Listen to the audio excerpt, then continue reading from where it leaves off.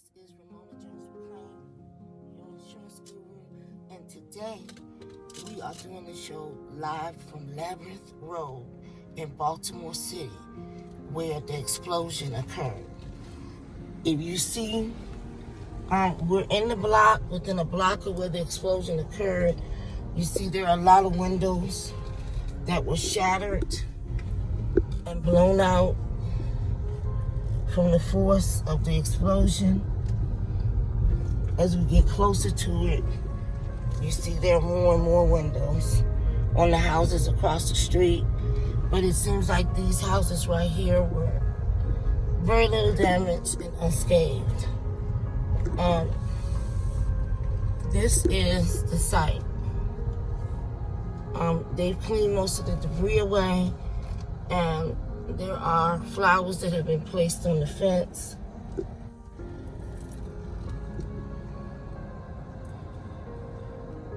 In memorial of the individual that was trapped and died. And we're going to go down. You see there's damage to the properties a block before and a damage to the properties in the block after. And it seems to be pretty much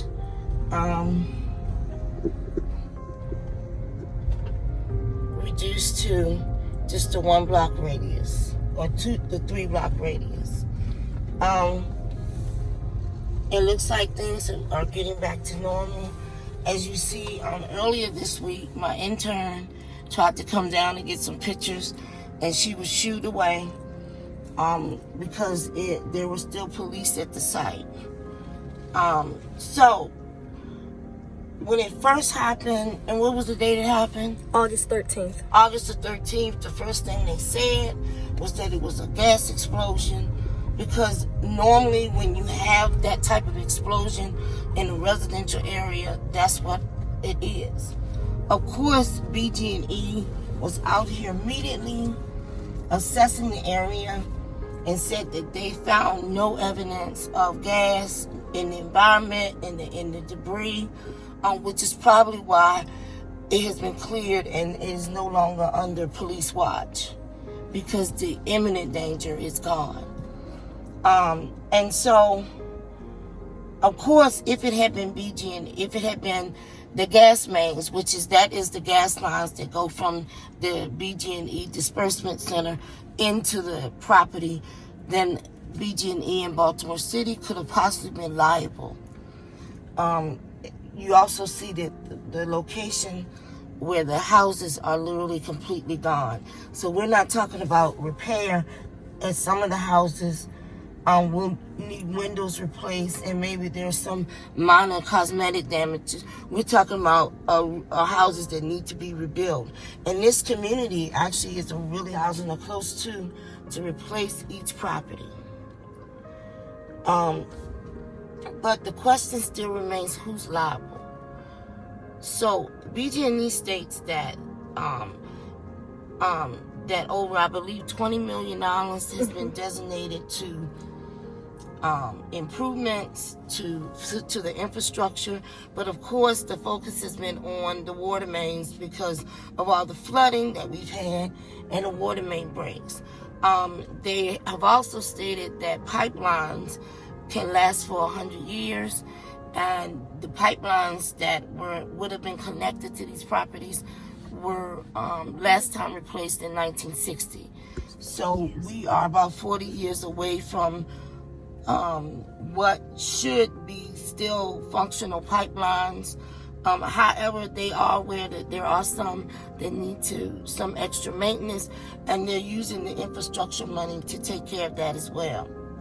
I do know that when the explosion occurred, it shook the area within a mile radius.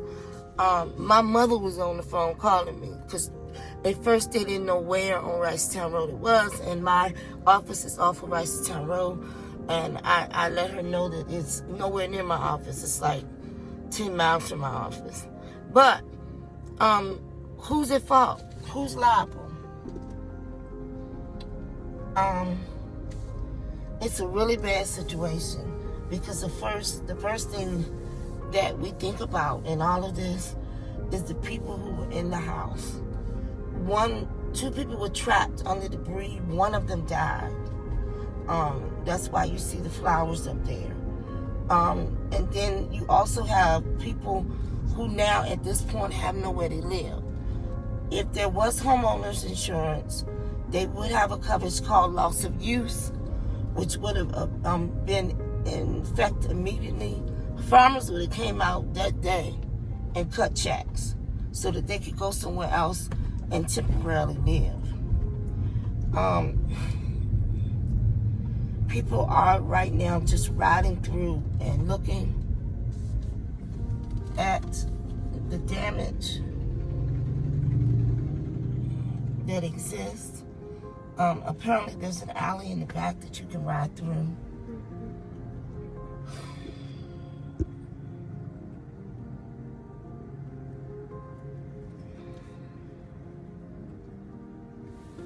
They still haven't figured out what happened. So what could have happened? When we did our research, we found that other things that could have caused this would have been a malfunctioning stove or a stove that was being used improperly, which means that one of the three homeowners whose house was destroyed is liable for the other two. Or it could have been a vehicle whose gas line was not operating or being installed improperly. You know those guys that think they're a mechanic and they open up shop in their backyard, and there was room in the backyard that used to be there to do that. That could have been the cause of the damage. The worst case scenario, it could have been suicide. It could have been gas. It could have been deliberate. Either way, at this point, one of the three homeowners is liable. And it's sad. Whether it was deliberate or accidental, there are three homeowners who no longer have their house and have to decide if they're going to rebuild. And let's hope they had homeowners insurance. Your homeowners insurance would cover for something like this. And let's be clear, this was not a fire. There was very little fire. It was more smoke because it literally exploded.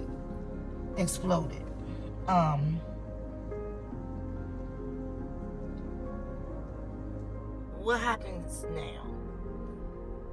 The people who were residing in the property have been temporarily put into temporary housing. The insurance inspectors have already been out because the debris is gone. The fire inspector and the criminal inspector from the police department have all been out. What BG&E and Baltimore City have started doing, they've started working on replacing the gas lines that run to the properties. Mm-hmm. So you're going to see that occurring probably over the next 30 days. And probably this is going to be cordoned off where you can't even get through here anymore. And of course, BG&E and Baltimore City says they have billions that are set aside for infrastructure changes and upgrades to both the gas lines, water lines, railroad lines, and the streets that badly need to be repaved. And they're going to see what methods they can put in place to prevent any future explosions or damage to property. One of the things I find it interesting, they were very quick to say up front that it's not us. However, according to the Baltimore Sun, no one has been able to determine what caused the damage at this point. probably because most of the evidence was destroyed in the explosion. And of course, a lot of the focus now is on the people who were living here. Apparently, BG&E is contributing $25,000 to the relief organizations such as the American Red Cross, United Way, and the Maryland Food Banks to make sure that the families who are here can get the things they need, such as clothes and food, to assist them as they move forward.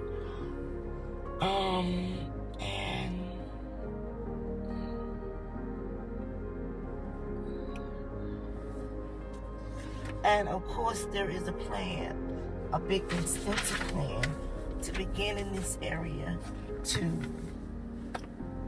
make sure that everything from electricity to water mains to gas lines are upgraded and repaired. So we're going to leave the area because there's a lot of spectators that are coming through. And we're going to ride. Again, the question is still on the table. Who's liable? And when you have a situation, especially where there is loss of life, they are always looking for who is liable. Because there is more than just property values that have been damaged here. One person has been crippled, and another person has, you see behind us, there's a lady helping residents with food. But again, one person has been crippled and another one has died.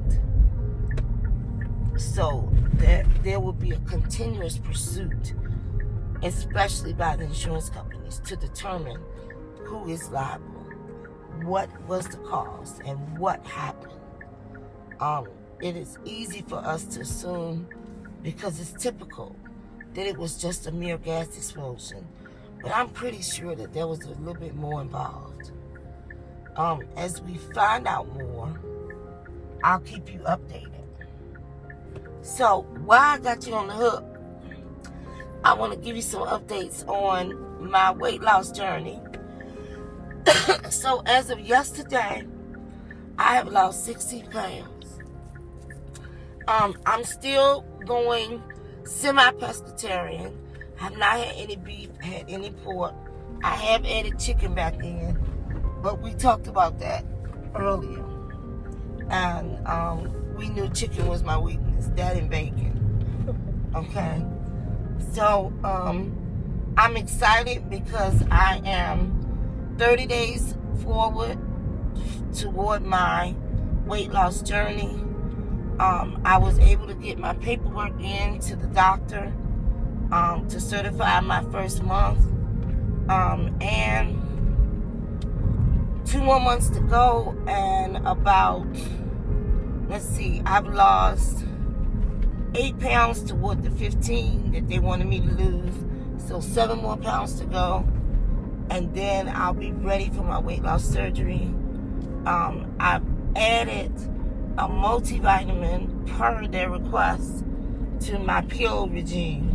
And it's funny because 10 years ago, I wouldn't even taken 1 pill. Now I'm taking, 8 in the morning, 5 at night. It's crazy.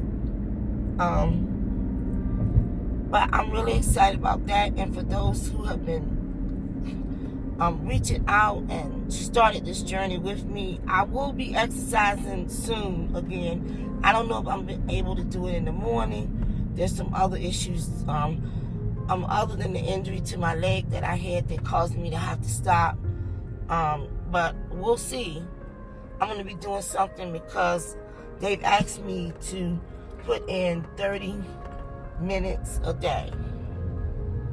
So we're going to work up to it because we want this to be a permanent lifestyle and not a fad just because COVID is going on and I got to get rid of the COVID weight. No, I gotta get rid of a whole lot more than that. So, this is your insurance guru. I know the show is a little short today, but it was a special show for those who may know the families that were injured as a result of the explosion. Reach out to them, show them your love. I will keep you updated on the status. And don't forget to like me on Facebook, to subscribe, comment on YouTube. Check me out on Instagram, and respond on Twitter. Okay? And my Facebook page is Ramona Jones McClain, Farmers Agent. My Twitter account is Insurance Guru MD. On Instagram, it is rjm.insuranceguru. rjm.insuranceguru. And my YouTube page is Insurance Guru MD. All right. So I will catch you next Saturday. There's some exciting things going on in my agency, and I only have all of you all to thank. So I'm going to drive now. Bye.